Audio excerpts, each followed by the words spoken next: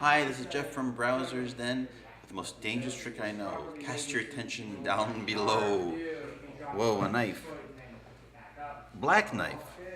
Or is it a white knife? My mom always says if you keep a knife on me, she says it's much, much more fashionable to keep a black knife.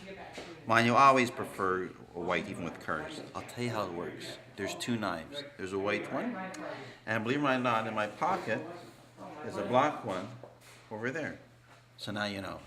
Now if I take away the white one here, then why is the black one over there? Have you ever experienced deja vu? Now the important thing with this crazy trick is you don't let them touch. If the knives touch, who's gonna buy two white knives? If I just do this, you can actually hand them out. Thank you very much.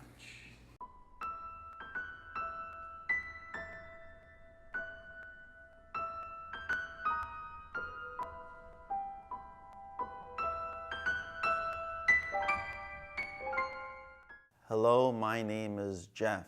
I hate the internet. Yes. At the same time, there's always going to be magicians who are going to work harder and present things in different ways and still fool people. People still like to be entertained, but it certainly makes it more challenging. I don't think magic's ever going to go away, though. I mean, Criss Angel, during this explosion of the internet, Criss Angel is known throughout the world. You know, somehow he's done terrific, and probably online there's lots of solutions for his magic effects, but you know, people love him. Secrets aren't what they used to be. You know, what is magic? Magic is really, you know, based on secrets. You have to do it in an entertaining way. So ultimately, the performance is the most important thing. But it's secrets.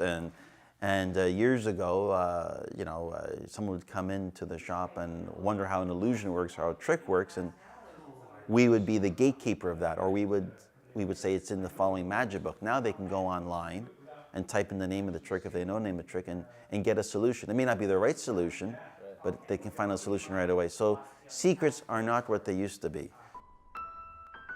Magicians used to travel far and wide to socialize with one another and meet one another because, you know, one guy knew a move, and you know, Di Vernon, a famous Canadian magician who lived in the U.S., would drop his job, so to speak, leave his wife and children to fend for themselves. This is an extreme case, and go search, you know, some other part of the U.S. for this gambler that knew this particular move. You know, nowadays that still happens, but it's much less frequent. So secrets aren't worth what they used to be in some ways, but there's still lots of good secrets. I know where they are.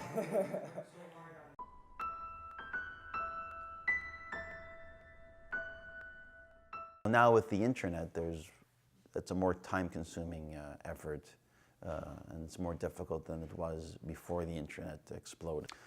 Nowadays, to bring in new stock, we're always going on. We actually do use the internet, and we look at the news sections of the suppliers. And also, with technology, customers themselves are online all the time, seeing other magicians doing other tricks. They go on websites and they ask us, you know, can you get this, can you get that? Or they bring in tricks that they've bought online and show it to us. So, you know, it's from different areas, really. It's exploded. You know, it used to be in the old days, when I say old days, maybe just 10 years ago, where there'd be 3 or 4 new tricks a week. Now it's like 30, 40, because of technology, you know, anyone can make what they want. They can put out a DVD, make a trick much easier than it was years ago, and they can sell it direct. It used to be a filter system where they'd have to go through a distributor.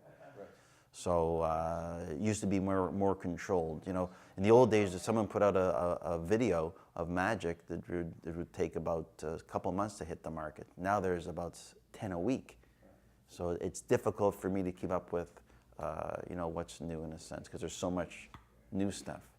A lot of it is rehash. Yes, But a lot of it is good. But some of it is not.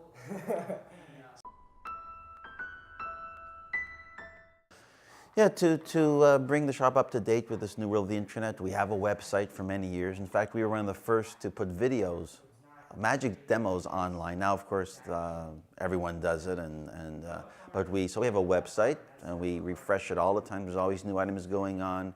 We have people sign up for our e-flyer. We promote the website. We do interviews like this, you know, which go online right away, go on YouTube quite often. So, you know, it used to be easier. We print out a catalog and we give it to someone, a big thick catalog, and for a year or two, the customer will be happy to flip through that catalog. Well, nowadays, if we don't update our website every few days, there's like, whoa, there's nothing new. They're bored. And with a click of the button, they go to another magic website. I hate the internet.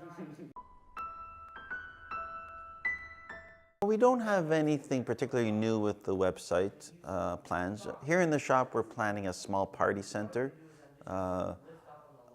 We strongly believe that service, especially in the specialty business, is still very important. And although there's a lot of information on the internet, a lot of customers still like to see the stuff done live, or they may have a question about how a trick works. See, because most of our customers are hobbyists.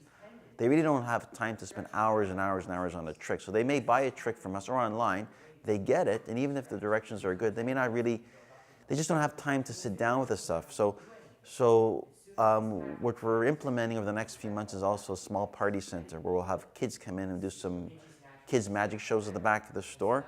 And that's our way of sort of creating our own culture and getting some new customers who are first exposed to our shop by that method. So they come to the store for a birthday party, and most of the kids won't care about magic. You know, they just want jokes. But you know, if there's 25 kids, maybe 3 or 4 will get bitten by the magic bug, and yeah. And I'll tell them that there's no such thing about the internet if they ask me that. You know, just read books. So.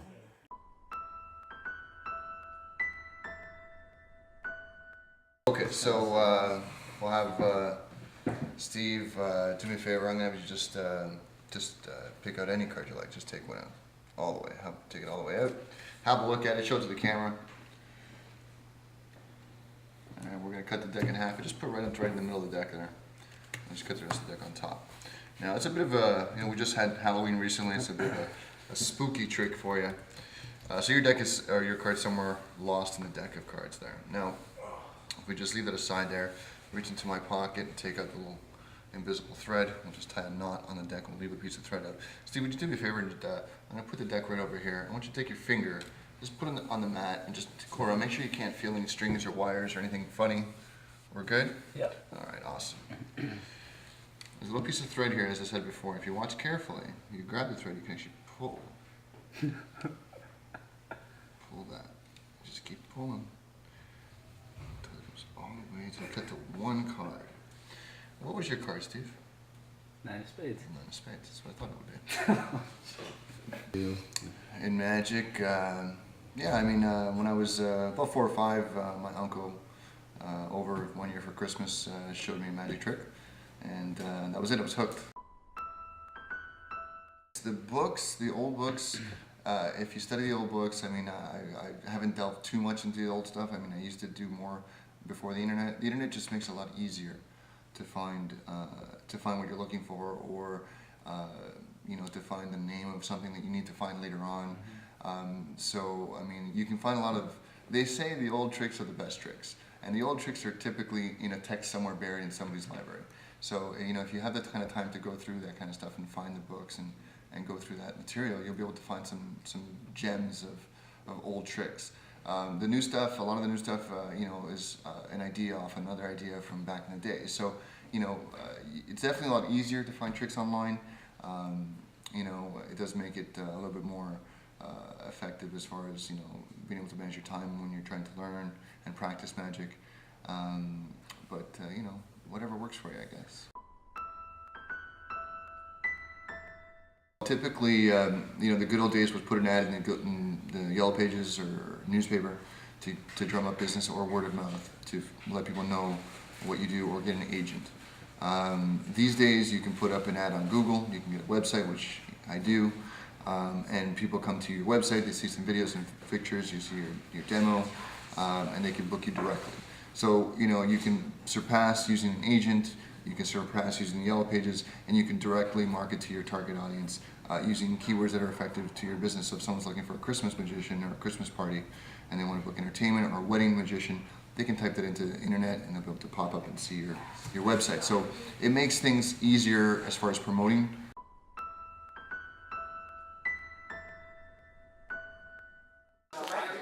I'll show you something with that 7 of clubs.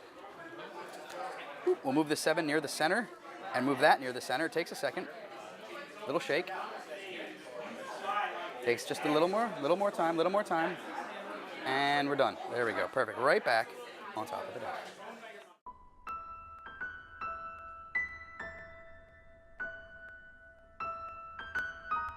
My name is Lee Asher, and I am a managing partner of LeeAsher.com. I've been in business online since 1999. As a consumer, I want to do both because the online offers me products at a great discount directly, which is great. But at the same time, I want to go to a brick and mortar store like this for the community. This doesn't happen online. You can't get this online. You can go into a forum, you can have words back and forth, post videos, but that's not this. This is what a brick and mortar offers, is community, real community. Internet offers something like, they offer a faux version, you know, of community, but it's not this. And this can only happen in a magic store, in real environments, not virtual environments. I wouldn't want to shop because I like to go out, I like to perform, I have other aspects of my business that are more than selling magic.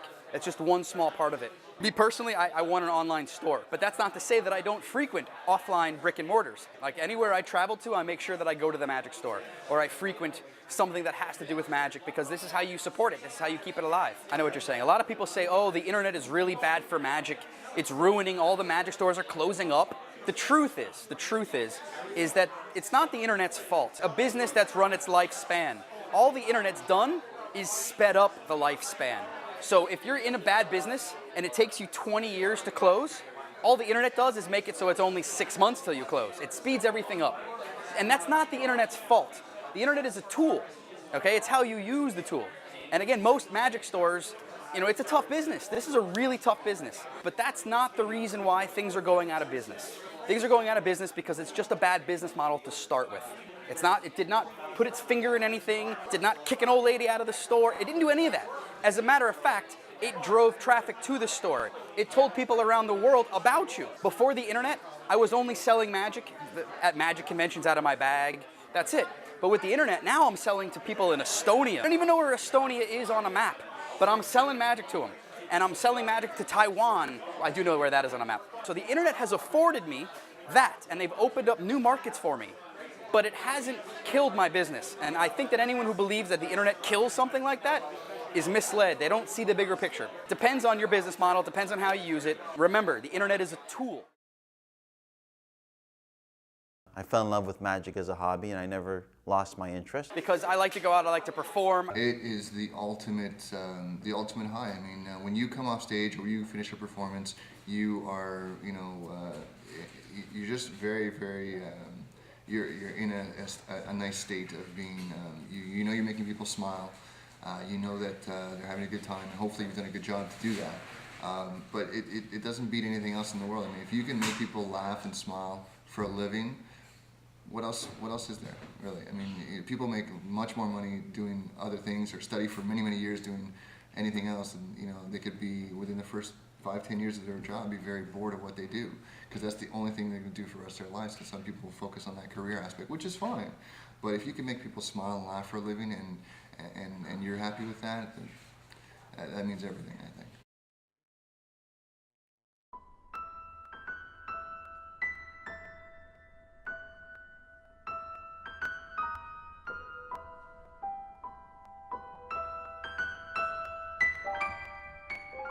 Established, yeah. And his wife was from actually Toronto, so she had her roots here, and I'm gonna make that fly disappear. Maybe not. Oh, jeez. Maybe is the fly gone now?